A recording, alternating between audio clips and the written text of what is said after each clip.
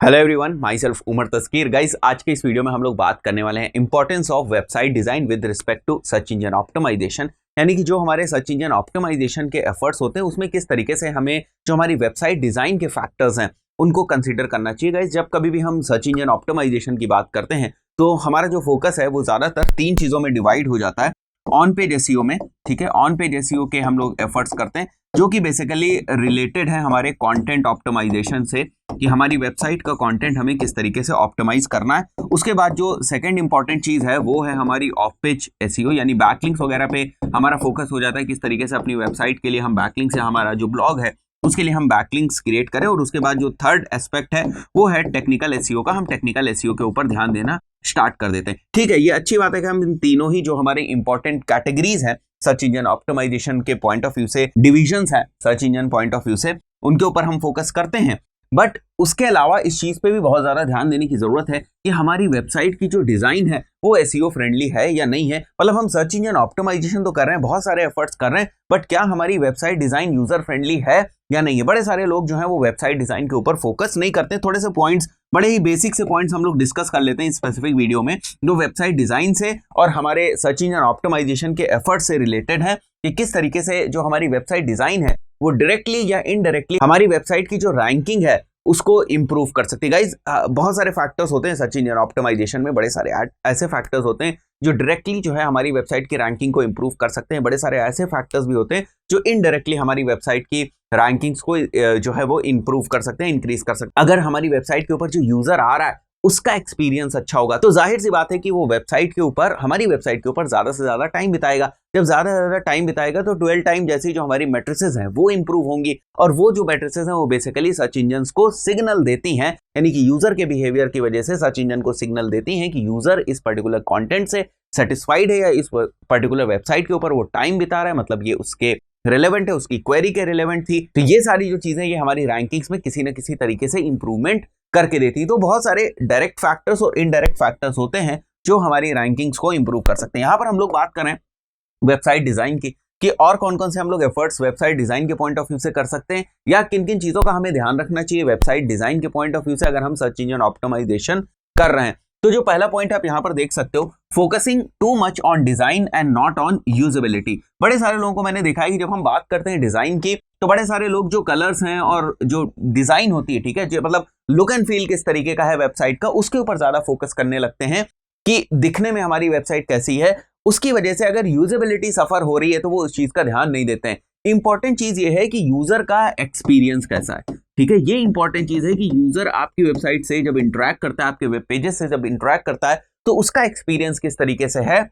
ऐसा तो नहीं है कि वो बोर हो रहा है या वो जो कंटेंट है उसको एक्सेस नहीं कर पा रहा है। बड़ा सारा कंटेंट आपने वेबसाइट के ऊपर डाल रखा है, उस पे वो प्रॉपर नेविगेट नहीं कर पा रहा है, उसे समझ में नहीं आ रहा है कि लिंक्स कहां पर हैं, कलर्स बहुत ही आपने अजीबोगरीब से यूज कर लिए। तो ये सारी जो चीजें हैं ये आपको लगता है कि आपने बड़ी अच्छी सी डिजाइन क्रिएट करी है, बट वो आपकी यूजेबिलिटी को हैम्पर करती है, ठीक है, जो यूजर की यूजेबिलिटी है उसको हैम्पर करती है। और अगर यूजेबिलिटी गड़बड़ हो रही है तो इसका मतलब बड़ी सारी चीजें जो उससे लिंक है वो प्रॉब्लम करेंगी। मतलब यूजर जब डिससेटिस्फाइड होगा, यूजर जब सेटिस्फाइड नहीं होगा आपकी वेबसाइट के ऊपर तो वो बाहर निकल जाएगा आपकी वेबसाइट से। और कोई भी नहीं चाहता है कि यूजर उसकी वेबसाइट के ऊपर आने के बाद जो एक सेट टाइम ड्यूरेशन है वो ना बिताए। अगर ब्लॉग है, अगर आपकी वेबसाइट के ऊपर कुछ इस तरीके से आपका ऑब्जेक्टिव है कि आप लीड जनरेशन वहां से करना चाहते हैं या कोई प्रोडक्ट या सर्विस आप वहां से बेच रहे हैं, तो जो हम कन्वर्जन्स की बात करते हैं, तो अगर वहां पर कन्वर्जन्स आपने डिफाइन कर रखा है तो ऐसा नहीं है कि वहां कन्वर्जन ना हो, ठीक है।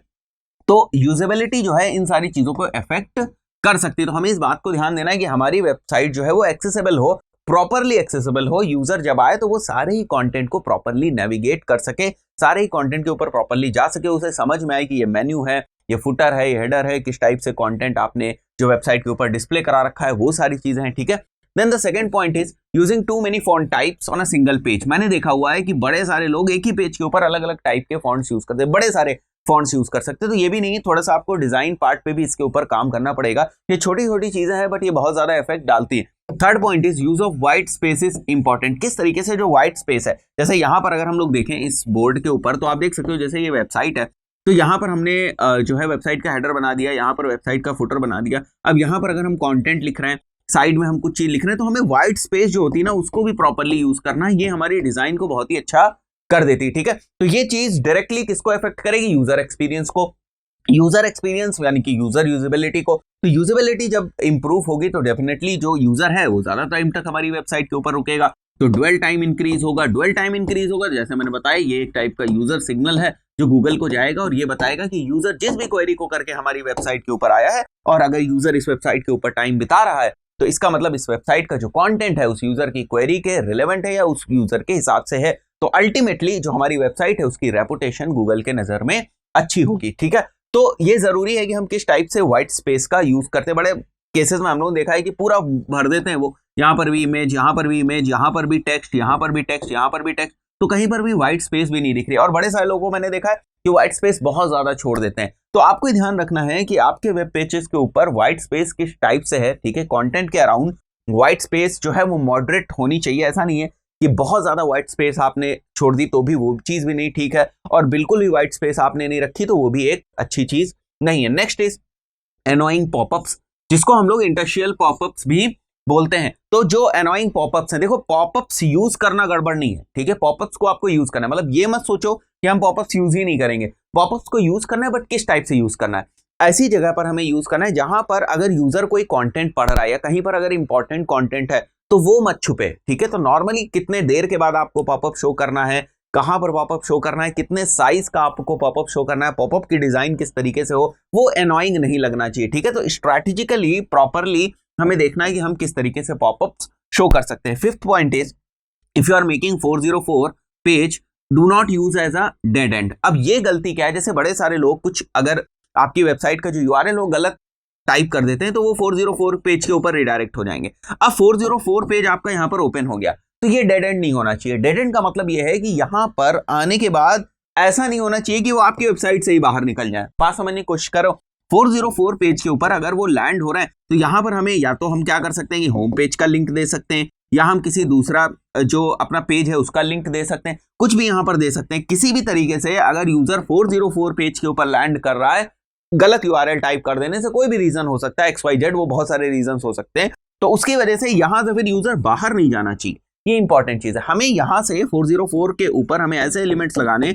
जिससे वो वापस हमारी वेबसाइट के किसी ना किसी पार्ट के ऊपर आ जाए। बात क्लियर हुई? तो क्या हमें लगता है कि सर्च इंजन ऑप्टिमाइजेशन के पॉइंट ऑफ व्यू से केवल ऑन पेज, ऑफ पेज और टेक्निकल एसईओ इंपॉर्टेंट है?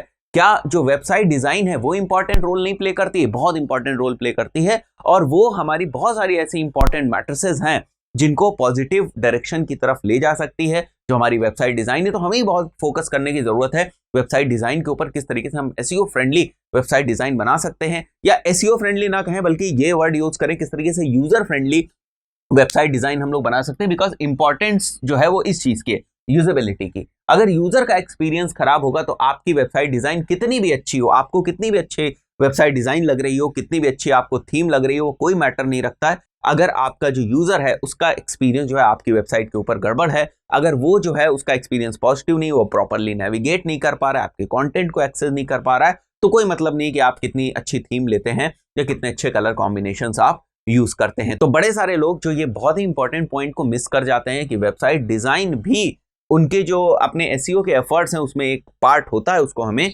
इग्नोर नहीं करना है। दोस्तों इस पर्टिकुलर वीडियो में इतना ही, मिलता है नेक्स्ट वीडियो में। Till then good bye.